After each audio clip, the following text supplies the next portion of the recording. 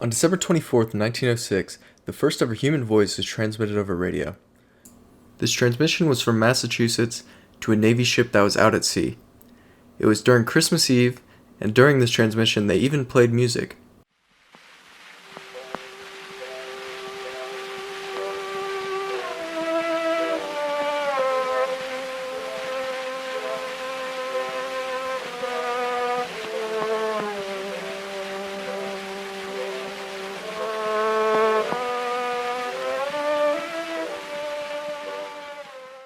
This would eventually lead to RCA radio becoming the main content stream for music.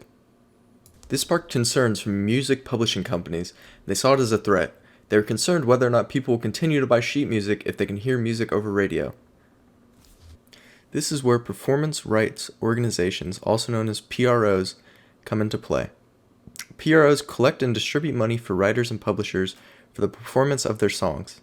Writers can only be affiliated with a single PRO, whereas publishers are usually affiliated with all PROs.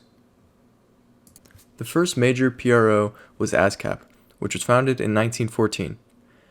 When it was founded, publishers and copyright owners lobbied to make sure that ASCAP was a non-profit organization.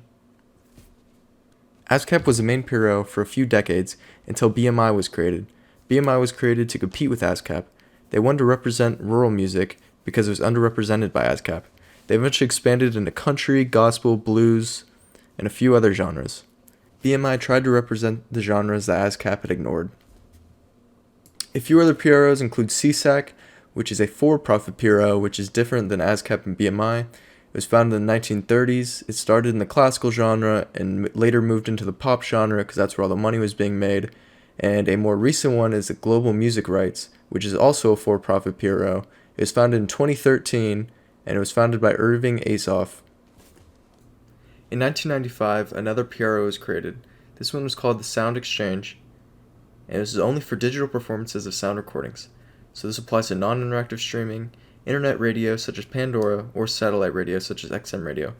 It doesn't apply to analog or traditional broadcasts such as your local radio, interactive streams, or video-based streaming like YouTube. This greatly benefits recording companies and artists, but does not benefit publishers and writers. It's also modeled after ASCAP, so it is a non-profit, and it collects performance royalties through what are called stat rates. PROs make their income through a variety of sources.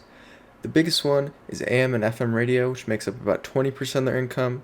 Next is foreign income, which makes up about 20% as well. And then the internet makes up about 15%, and then venues and live performances make up the least at about 10%. PROs make about $2.2 billion in the United States yearly, and about $7 billion worldwide. The way they get this money is through licenses. They use two types of licenses. The most common one is a blanket license.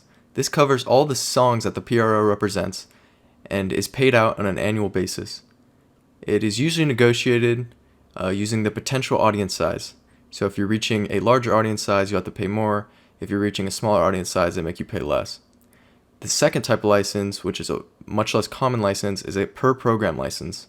This is a license that is created for each song used individually. Over the years, lobbying has allowed some businesses to be exempt from paying.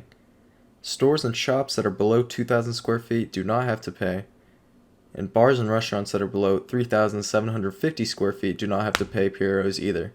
This only applies though if the source of music is through radio or television and it's not a live performance. If the music is live and or above the square foot mentioned before, or the business uses 6 or more speakers total, the business must pay. It is often around $500 annually for small businesses.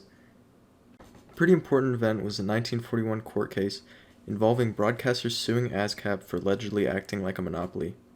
They claimed that they were charging unfair rates and that they had too much power to affect the broadcaster fees. This led to ASCAP and BMI being subject to government consent decree. So in order to keep their monopoly power in line, a rate court, part of the government, was made. So any disputes over charges to broadcasters could be heard by one of 2 New York judges. This consent decree, though, did not apply to CSAC or the Global Music Rights organizations because they were allegedly not acting like monopolies.